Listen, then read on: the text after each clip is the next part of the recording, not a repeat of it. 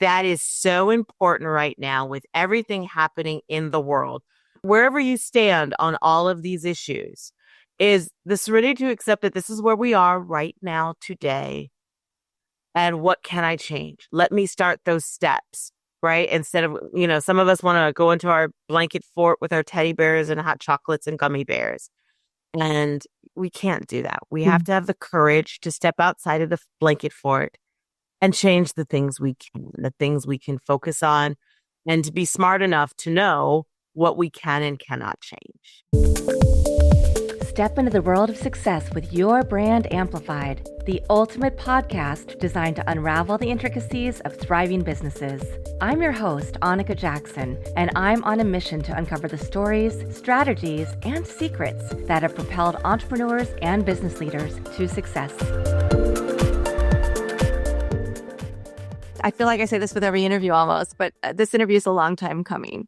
And I'm really excited to have Madelyn Mackie on today, the career activator. And Madelyn, I was saying before we jumped on, one of the things that I really loved about the bio and the information you sent over to me when we finally decided on our date was that you mentioned your rebrand. And so many times we talk about pivots of guests, but we don't necessarily use the words rebrand, even though the podcast is called Your Brand Amplified. So this is going to be really fun today. And thank you so much for joining the podcast. Well, thank you for having me. I am so excited to share with your audience how I rebranded myself, not one, not twice, not three, 4 times. And I have news to share that there is a 5th rebrand in my future. So I think this is going to be a really exciting conversation. Yes. So the first question I have about that, before we get into all of the different paths you've been on, these are business rebrands.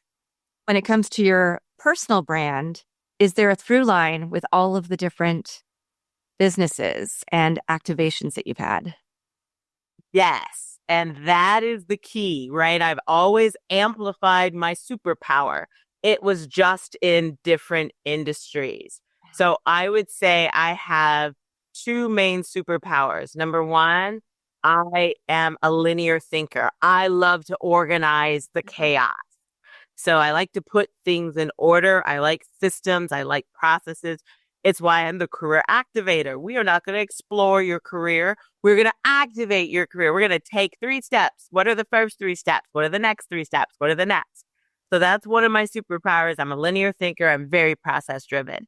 My second superpower is that I am a teacher at heart. And I am a 3rd generation teacher. My grandmother was a teacher. My father was a teacher. My mother was a teacher. And I thought I was going to be in the classroom. And I'll share that story of how we explored that brand and said that is not the brand for me. But I discovered another form of teaching and educating individuals. So it's really, I think those are the 2 through lines that everything that I've ever done, there's always been a process that I've utilized to get there and then utilized when I was there. And then every part of my career has been about educating people and sharing knowledge. Yeah. So let's start with that. Was your path to thinking you may also be in the classroom the first stop on this journey? It was. So I am a published biochemistry researcher. Okay. Wow. I wrote a paper on the intercalation of an H2 top porphyrin with a 1A, H2A prime DNA molecule. I'm sure everybody read it. But my daughter would actually love to read it because she's in neuroscience. So. See, exactly.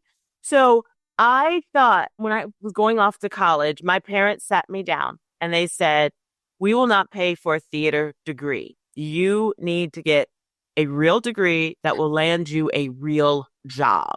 And I was like, okay, well, here's the plan. Because, as every 20-year-old, we have a plan. So the plan was I'll go get my chemistry degree because I was good in chemistry. Chemistry is very process driven. I could put hydrogen and oxygen together and I could get water. I could blow up the lab. That was the problem. I didn't care which one I got. I just knew how to do it, right? I was very good. I got all A's in chemistry in high school. I got A's in my introductory chemistry classes in college. So I said, I'll be a chemistry major, but I'll be a chemistry education major. So then I can be the drama club teacher, right? And I get summers off and I can go do summer stock theater. So it's a win-win. My parents are teachers, so they can't argue about my career choice saying I want to be a teacher. And I still get my way of being able to do the theater thing, right? So that was the plan. But then I activated my next steps, right? I went and changed my major. I started to sign up for my education classes. I joined the teacher clubs and I had to do a teacher shadow. So we are about 2 years into this degree and I go do a teacher shadow and I spend all day in a classroom and I walk out of that classroom and I say, no way, no how, can't happen. No, thank you. Oh my gosh. This is not for What me. level was this? It was high school. Yeah. Okay. Where you would teach chemistry. Yeah. And I was like, oh no. Not only do not have an affinity for this environment, but I bumped into organic chemistry, which was not linear. And all of a sudden we had some serious problems. We had an identity crisis and we were like, I don't know what to do with this because I don't want to teach and nor do I want to continue to study chemistry. And all the professors and the grad students that were around me were all excited. They were like, look what you did in the lab. And I was like, yeah, I don't care. I don't care. I don't like this. This is not fun. Yeah. I want to go over to the theater. Can I go play in the theater? Let's go to the theater. So that was the first epiphany. Like we published the paper. We were on the track to PhD, right? Because I was a minority female in the STEM field. Yeah. I was having money thrown at me. Wow. And I was going to walk away. I was ready and prepared to walk away. So what happened next? Your storytelling is immaculate, by the way. Oh, well, I wanted to be, I had a 2 a.m. epiphany, right? 2:00 in the morning in the dark den of despair. I'm crying my eyes out, thinking about going into the lab tomorrow. And a little voice whispers in my ear and says, what would happen if you changed your major to theater right now? It's 2 a.m. So, and I'm going to age myself here. I get up and I pull out the college course catalog when it was a book, right? You couldn't look it up on the app on your phone. It was an actual book you had to have. And I pulled out the book and I took out the little chart to map out your classes. And I said, okay, what would happen if I changed my major right now to theater? And I realized if I changed it that instant, that I could still graduate in 4 years. No. Okay. Because my mother, when I went off to college, she said to me, you have 4 years. And at the end of those 4 years, young lady, you are to leave a key and degree on my TV. Wow. Because she had one of those giant Magnavox furniture type TVs where you put the family photos on top. And she had photos of all 5 of the children who had graduated, our high school and college graduation photos. So Pressure. Right. I was the last one. There was the pharmacist, the business major, the manufacturer, the social worker. I was the last one. I was the baby. So she was like, you have 4 years and you will leave a key and a degree on my TV. And I was like, well, wait a minute. Why do I have to leave my key? Do I not live here anymore? And she says, I will always love you. This will always be your home. But after you graduate from college, it's time for you to go out into the real world and figure some things out for yourself and be an adult. And I said, well, why do I have to leave my degree? I'm going to work hard for it. She goes, yes, but I paid for it. So you have to leave your degree for 1 year. Oh. 1 year. She wanted to have it as bragging rights, where when people would walk in, she would say, I got another one through. I got another one through. So I realized middle of the night, if I changed my major that instant, I could get a theater degree. And that's what I wanted so badly, because when I should have been in the lab, I was over in the theater, painting sets, hanging lights, sewing costumes, helping my theater friends run through their lines. And here's the other thing. I saw them getting jobs. Like that myth of theater people can't get jobs. Right. You're not going to be able to support yourself. My theater friends were all graduating, walking in to careers. Some of them were actors. Some of them were lighting designers. Some of them were stage managers. And by then I was like, I want to be a stage manager, because in theater, the stage manager is the one that organizes the chaos and comes up with the process and the systems to get the show from the page to the stage. Perfect So skill set. there's my superpower. So I said, I'm going to be a theater major. I changed the next morning. I got up, I went right on over and I changed my major. I went to the School of Education, picked up my files, took them to the School of Arts and Sciences, changed my major. I signed up for my next semester of all theater classes. I told everyone I'm a theater major. I'm a theater major. I'm owning this brand. And it just so happened I'm in the parking lot of a grocery store. I see the advisor of the theater program and I go, I'm a theater major. And she goes, I know, I heard.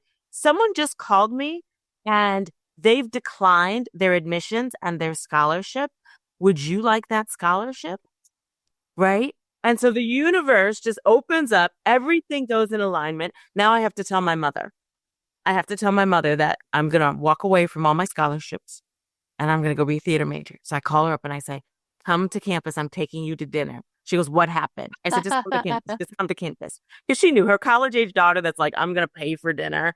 Her broke college age daughter that's like, I'm going to pay for a meal. Yeah. We get to the restaurant and she says to the waitress, bring me a scotch on the rocks, a double. And she looks at me and she says, you don't say anything until I get the drink. The drink comes. And as a mother of a young daughter, guess what her first question to me was? You're pregnant. Bingo. She says, are you pregnant? I said, no, ma'am. She says, are you marrying some boy? I say, no, ma'am. And isn't that backwards? You raised me better than that. Come on now.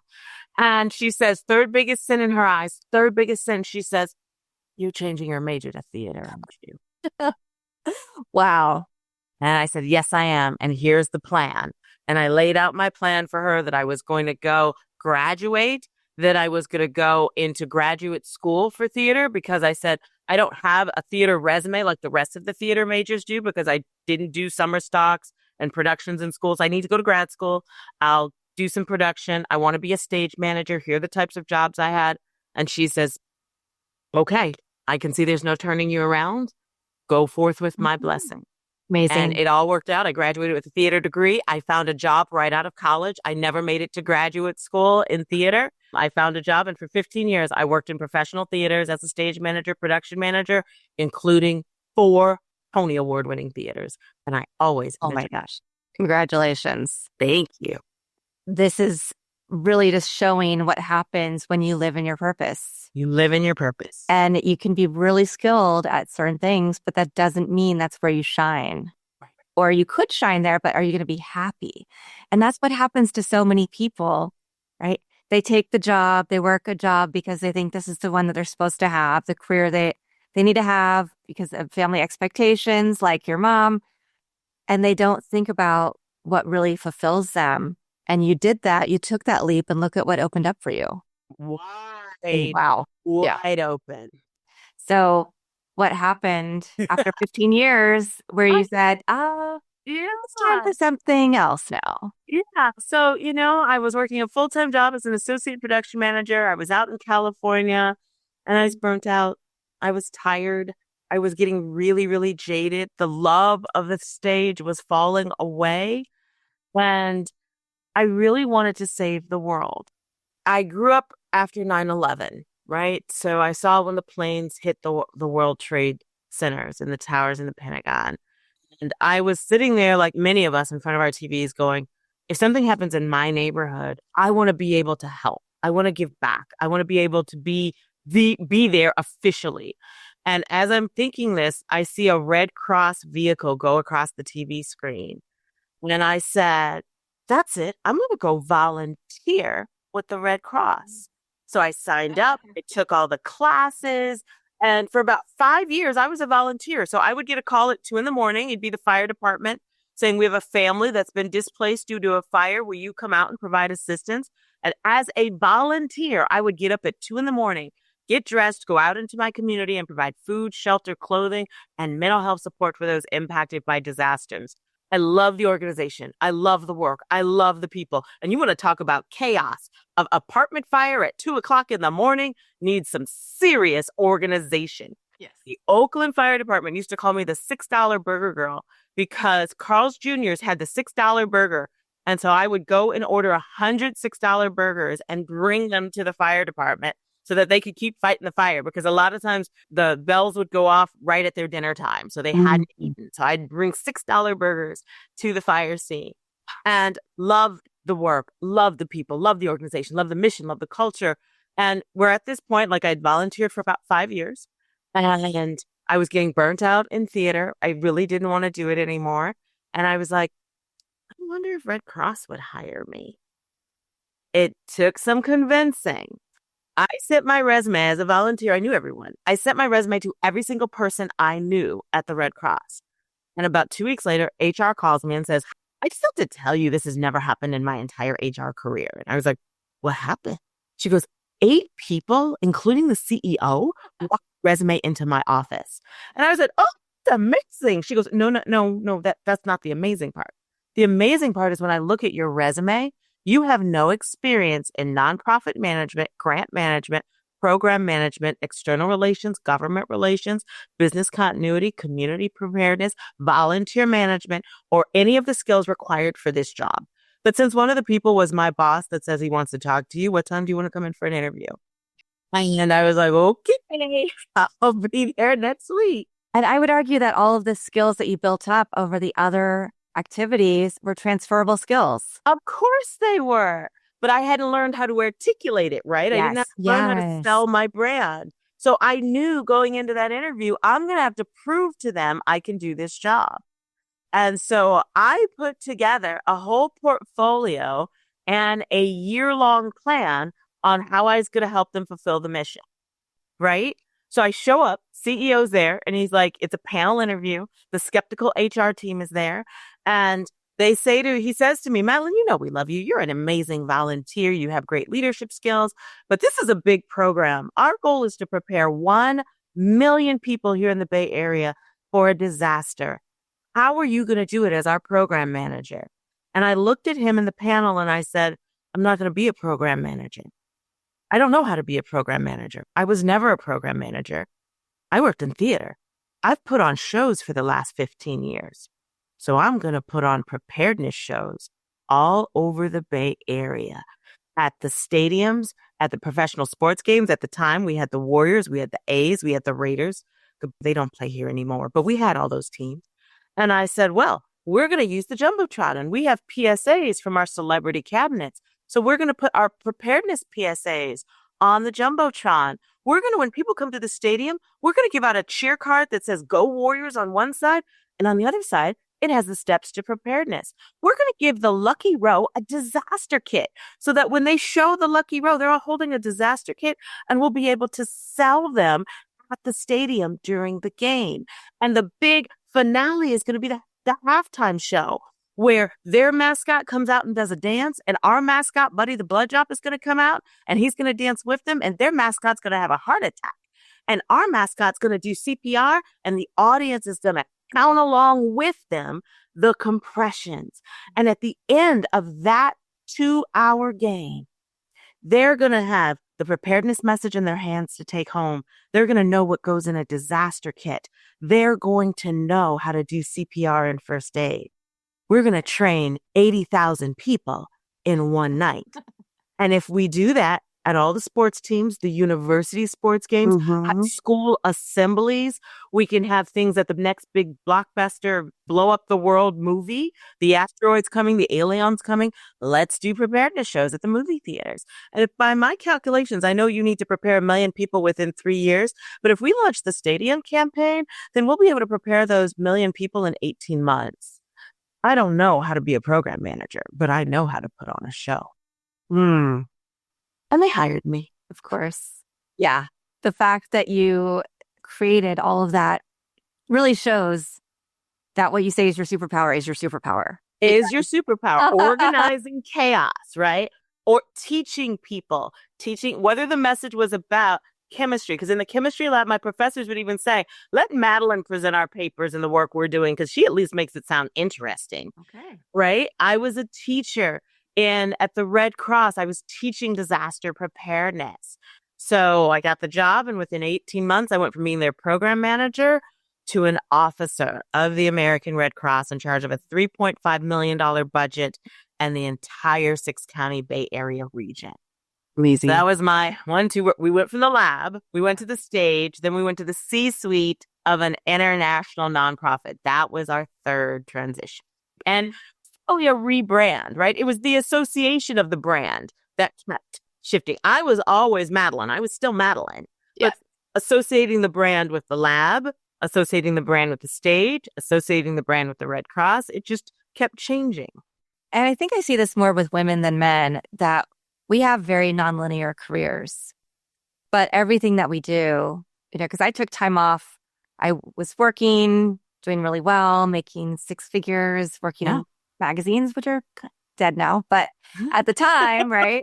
Right. It was still a great industry to be in. I was in my mid-20s, living life, got married, had my daughter, became a mom, just mom for many, many years. I did, entrepreneurial activities that I could do from home, little, not anything big that I was trying to turn into a billion-dollar business. But then I got divorced and I had to start over and I had to find my way and I had to take the skills that I'd done volunteering or being leader of nonprofits from a volunteer standpoint and, all the other stuff that I learned and figure out how to craft a career. And it wasn't really until I moved back to LA that it hit. And people saw that in me, where in Houston, it was, I was a volunteer. I was chairing events and galas and emceeing and very different persona, perhaps. Still me, but like you said, you, right. A rebrand when I came back here and now I'm a professor and I'm doing all these things that I never imagined I could do. Yeah. So I love this for you. And this is definitely going to be one of the most inspirational episodes recorded in quite a while. Thank you. Yeah. Thank you. And then what propelled you into career activation? Yes. Well, obviously you were able to figure out how to sell your transferable skills, but what made that leap from, I feel like I fulfilled everything I need to at the Red Cross, and here's something I see that's a huge need. Else. Yeah. Yeah. I still wasn't completely satisfied. I hadn't found that thing, that purpose, right? We're all looking for that purpose. And though I did good work at the Red Cross, it wasn't satisfying something buried deep in my heart. And then again, once again, the little voice whispered to me and said, you're a speaker. You're a professional speaker. And it was actually, so a board member called me and said, I want you to come speak at my conference. And I said, I don't have time. And she says, I'll call the CEO. And I was like, fine, I'll come to your conference. And at that conference, after I did a presentation, I've done this presentation, I kid you not, probably 1,000 times by that point. Someone walks up to me and she says, I'm a professional speaker just like you. And I just have to say, you're amazing and you're a great storyteller. And I looked at her and I grabbed her and said, I'm a what? And she's like, you're a speaker. And heavens opened up, birds started chirping. There was the purpose revealed to me. Yeah. I came home. I studied how to be a professional speaker. And they said to us as speakers, I went to a speakers academy and they said, figure out what song you want to sing every day for the rest of your life, like a rock star, right? They have to sing their number one hit at every single concert. Like Garth Brooks must sing Friends in Low Places at every concert or we're going to rebel. So I was like, what story do I want to tell? And it's the story I've told you today of going from the lab to the stage to the C-suite of a nonprofit. I started to tell that story. People would storm the stage and say, I hate my job. I want to do something different. Can I hire you to help me? And when I worked in professional theater for the first about 5 to 8 years of my career, I was laid off every 8 weeks. Oh. A show opens, show closes, you lose your job. Show opens, show closes, you lose your job. And because the whole industry goes through that, it's no big deal. It's not personal. The emotion is out of it. And me, linear thinker, said, I'm going to create a system so that I don't have to think about this job search thing. I'm going to make some timelines and scripts and templates and checklists so that as I'm working on a show, I know that 2 weeks in, update your resume, 3 weeks in, start sending it out, 4 weeks in, start networking. And so I did this system and I always had work. I always, like I would close the show and literally that Tuesday go into my next rehearsal. And my theater friends were like, how do you not? And I said, let me show you my system. And I showed it to them. They were finding jobs. My phone rang one day and someone said, I understand you're a career coach and resume writer. Will you help me find a job? And I was like, I am a what? And they said, how much do you charge? And I said, let's do an assessment and I can send you a quote for services. And Smart. it was a side hustle, like many small businesses, right? We start as a side hustle. And at the Red Cross, once I was promoted to an officer position, I was seeing myself doing more bureaucratic political work than being out in the field helping Exactly. people. And Mhm. that I wasn't happy. I wasn't satisfied. That's why I was so discontent. I was actually almost miserable because I was like, I don't like this side of it. I like to be out like feeding the people and giving them housing. And I like the 2 o'clock phone call. I don't like sitting here writing up the reports. I don't like doing that at all. So my CEO left and I said, well, this is the best, couldn't be a better time. So I said, I'm going to go be a resume writer and career coach. The goal was to be a speaker, but they were paying me to write resumes and career coaching. And 13 years later, we are still here activating career dreams. Now, the last thing I'll say with all of these transitions, because I make it sound like it just happened overnight, let's be clear, there was a lot of training involved. So when I went from the lab to theater, I went and took all theater classes and training before I got my first paid summer stock position.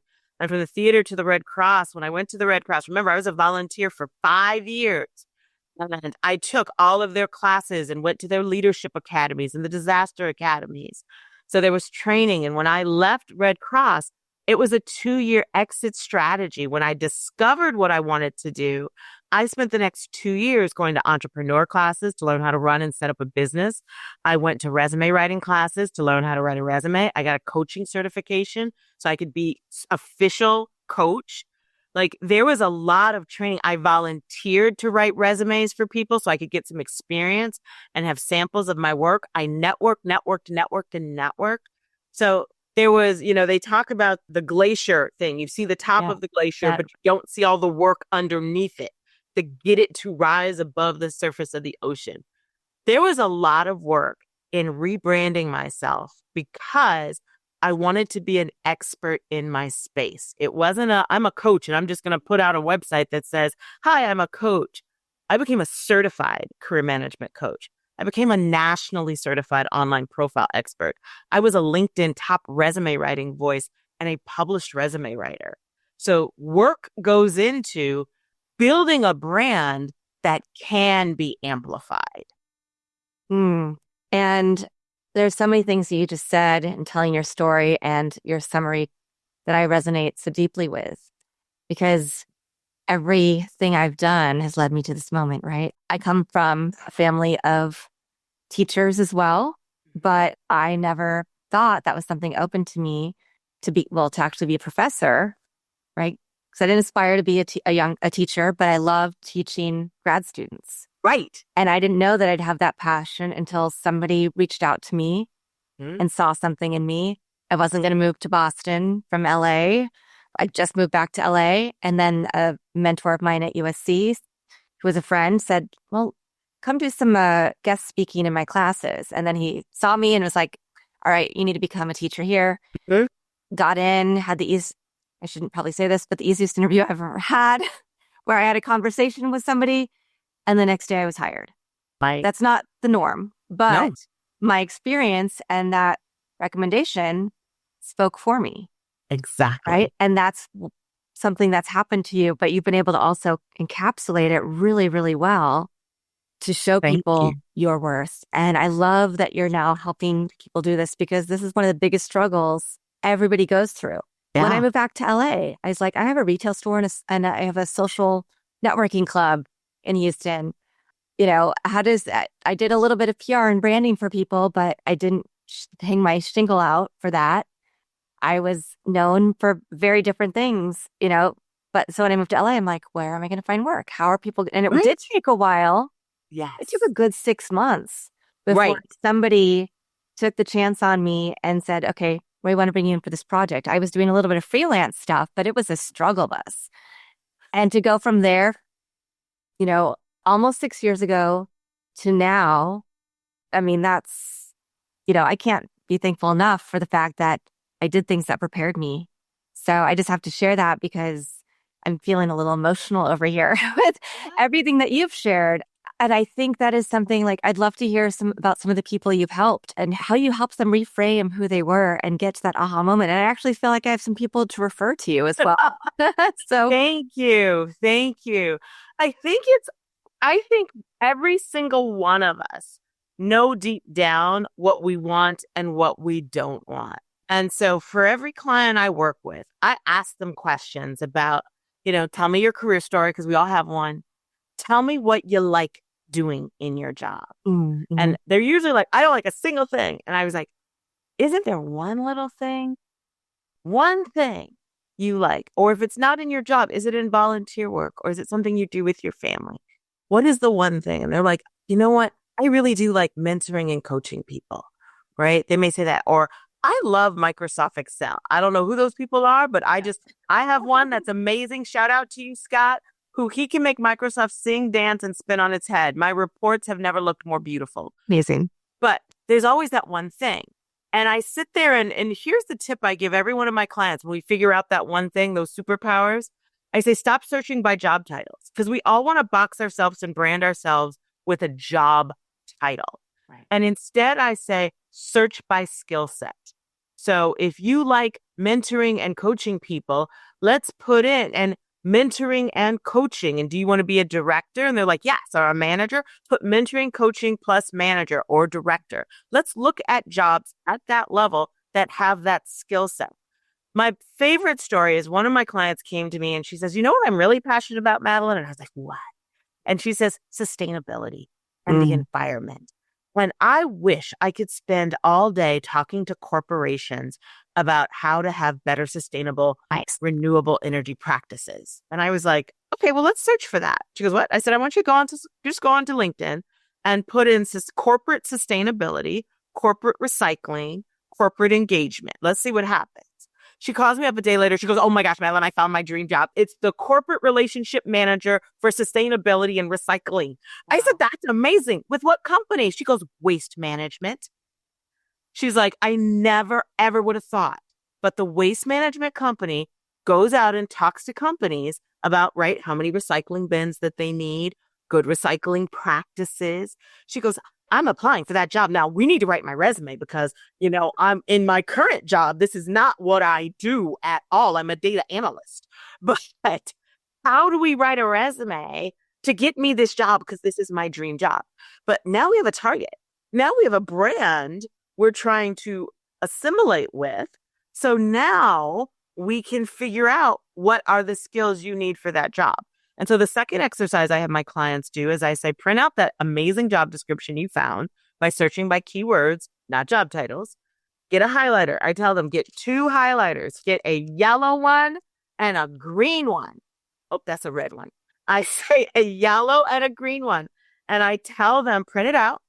Highlight all the things you know how to do in that job in green. You know how to do communications. You know leadership. You know how to do mentoring and coaching. You know green energy processes, procedures, whatever. Highlight those things in green. The things you don't know how to do, the things you do not know how to do, or the things you do not understand, highlight in yellow. Because that gives you a visual skills assessment and a gap analysis. Now the things you highlighted in green, we know what to put in your resume because you know how to do those. You can talk about those things in the interview. So that's what we're going to focus on. Those things you highlight in yellow, let's pay attention to them.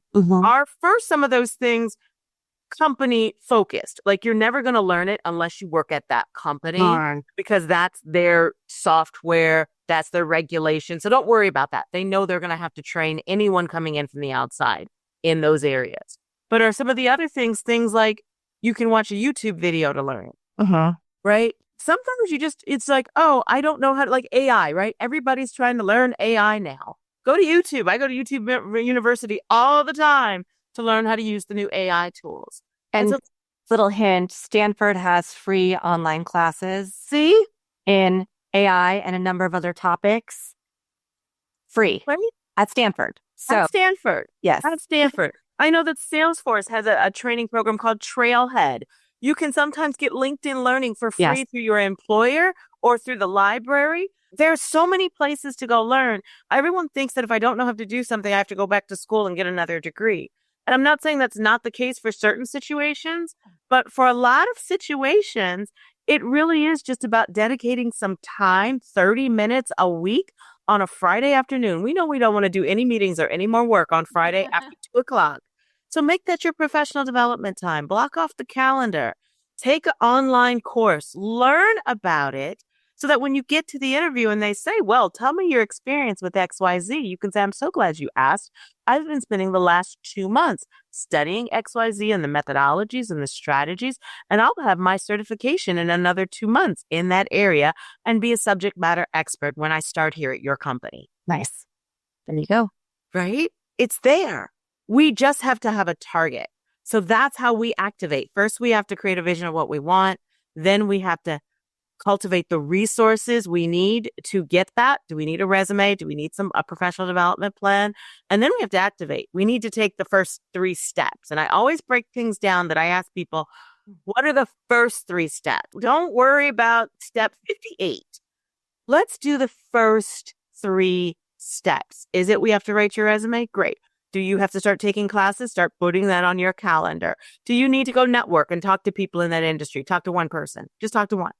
That's your first 3 steps. And then after we do that, you're going to see it's going to gradually open up what the next 3 steps are, right? You've been there. You've done that.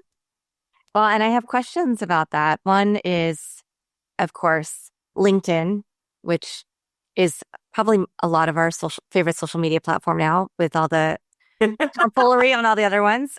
So LinkedIn profiles, right? Do you also look through LinkedIn profiles? Yes. Make sure that they match their dream job, their dream position, show the right skills along with their resume.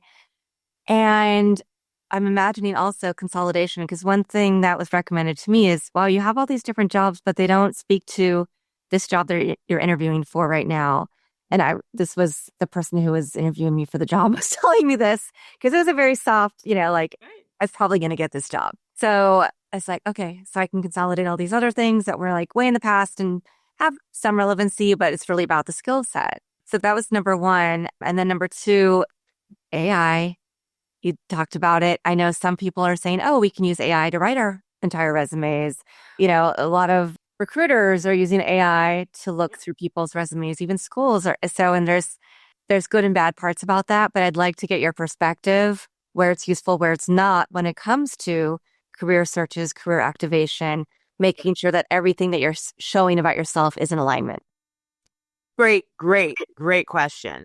So when you're thinking about your resume, your LinkedIn profiles, you are writing for your future and not your past. And a lot of people write their past. 100%. Right? They're like, guilty. Here's what I've done. And instead of focusing on, no, let's write it toward the job you want next. So things that you thought were insignificant at your previous jobs may now become a priority because that's the skill set, right? Like, I published a paper on the intercalation of an H2-top core friend. It's not on my resume. Even though that's a big deal, it's not on my resume because it has nothing to do with what I want to do next. Now, research, yes. Database, yes. Those things that I learned in chemistry absolutely has a place, but not the paper, right? Yeah. So you have to reorganize your thinking. So writing for your future is the first thing. Now, sure, AI can write some great resumes if you know how to prompt correctly. Right. Okay, we're not having an AI class today, but follow me on LinkedIn. I talk about AI prompts. I share AI prompts. I teach a class on resume writing with AI because you have to know how to prompt, right? You cannot just upload your resume and say, make this resume match this job description. Recruiters, I've asked recruiters, how do you feel about an AI written resume? They say, first of all, I can tell. I can absolutely tell. And sometimes it bothers me. Sometimes it doesn't. It just depends on the job. And the key is when you get to the interview, I'm going to pull out things from that resume and ask you to prove to me, like old geometry class where we had to prove our work. You couldn't just say A=2. You had to show the whole formula.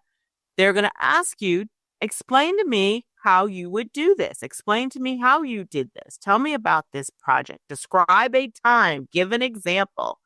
So it's the interview that gets you the job, not the resume.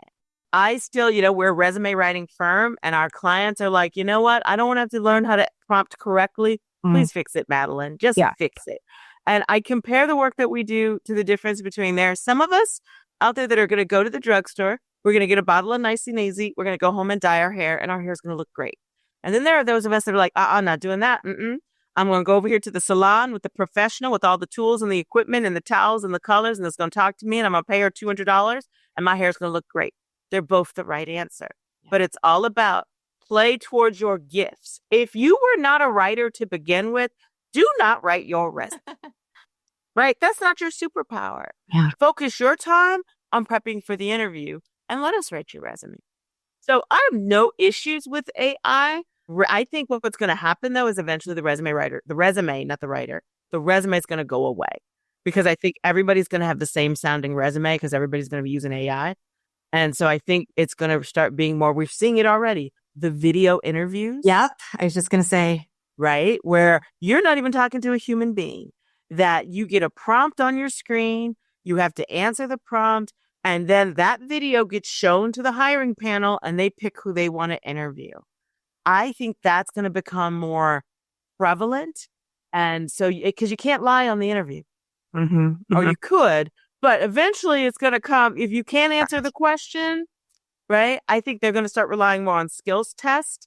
I think they're going to do a lot more pre-recorded interviews.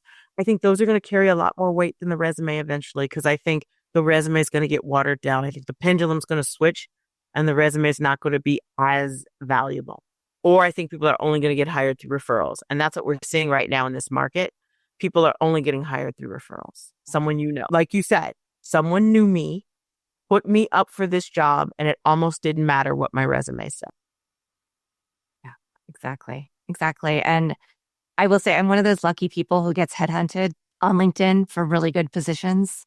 Sometimes I take them and they end up not being the right fit and I walk away because I am not a good person at staying in a position if I don't feel like I can add value or that I'm getting, that it's going to fit with my values. Yeah. But I do feel really lucky that there are people who have seen, been able to look at the whole essence of me and what I've put out there and see me in VP positions and in different roles. I think there's so many other discussions we can have around Absolutely the video, interview. Does that, we probably don't even have studies on this yet, but bias in interviewing, that's a thing.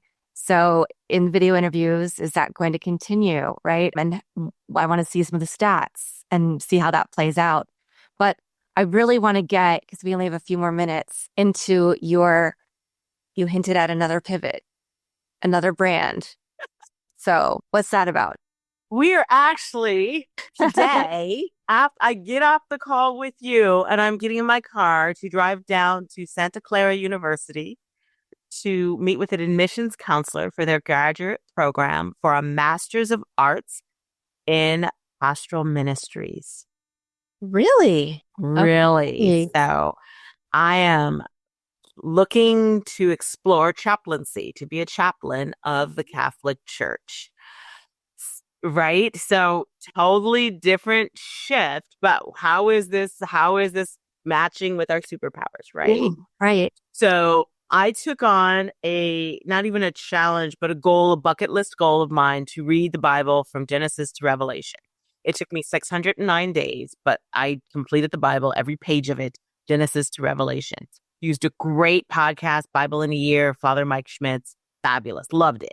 And it changed my life, right? It made me aware of my spirituality, my faith, my relationships with God, my relationships with other people, my relationships in place in the world.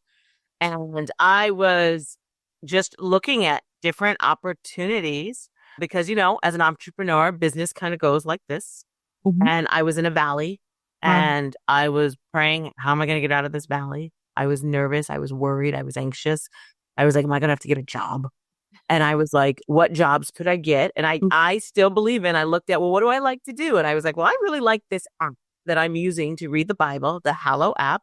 And I looked at jobs that they had, and then they had a parish relationship manager job. And I was like, relationship management, I could do that. I know how to do that. And they wanted you to have a master's in divinity or a master's of pastoral ministry. And I said, what's that? Yeah. And I went down the rabbit hole. And just like I did at 2:00 in the morning, looking through the course catalog, just like I did when I said I'm going to be an entrepreneur and I'm going to take classes, I went down the rabbit hole of what is this degree and what kind of jobs can you get? And chaplaincy popped up as this position of someone that comes into families at a time of crisis and with a spiritual lens helps them, right? Guides them during that crisis as a support, helps them organize the crisis, helps them come up with action steps 1, 2, and 3. That was like So everything you've done has led you, yeah. everything. Say no So more. I call it my phase 2 career. This is again, we're laying the groundwork. It's going to take me 4 years to get this master's degree because I'm going to be going part-time, 1 class a semester. Then I have to do a residency and chaplaincy. That's a whole year. So this is like a 5-year plan, but we're starting the process now. And here's the thing. People are like, well, could you change your mind in 5 years? Of course I could. Right. But we're going to take the first 3 steps, which is I'm going down to campus to meet with an admissions counselor. Yeah. Then I'm going to fill out the application and I'm going to observe a class. Like we're taking that's the first 3 steps. Then once we're admitted, we'll register for 1 class. And if at any point I go, yeah, this isn't for me, just like with chemistry, I thought chemistry was it. But as we went down the path, we realized, oh no, this is not for me. We're going to explore it. So we are literally exploring career number 5 when we get off this call. Amazing. Well, I can't wait to hear how that goes and more about this continued journey. We'll have to come back on and have that conversation about the way that interviews are moving and moving to that video interview instead of the resume and what the implications could be for that. So I look forward to having you back on for that conversation and also getting a little update on where you are in career number 5 and brand number 5 for Madelyn Mackie. And I know that we have a special offer because I think a lot of people want help with their resumes, but they just go and look, okay, what's the latest template on Canva, right? And they may not, I know for me, I probably don't have my resumes teed up as I would like it to be. So you do have a 15% off package and we will link that in the show notes. And do you have a favorite verse, poem, motto, quote that you going? Yes. Right now, I am living and breathing the serenity prayer, right? Grant me the serenity to accept the things I cannot change, but the courage to change the things I can and the wisdom to know the difference. I think that is so important right now with everything happening in the world. Wherever you stand on all of these issues is the serenity to accept that this is where we are right now today. And what can I change? Let me start those steps, right? Instead of, some of us want to go into our blanket fort with our teddy bears and hot chocolates and gummy bears. And we can't do that. We have to have the courage to step outside of the blanket fort and change the things we can focus on, and to be smart enough to know what we can and cannot change. So that is my prayer for everyone right now, to just find some peace in the world today.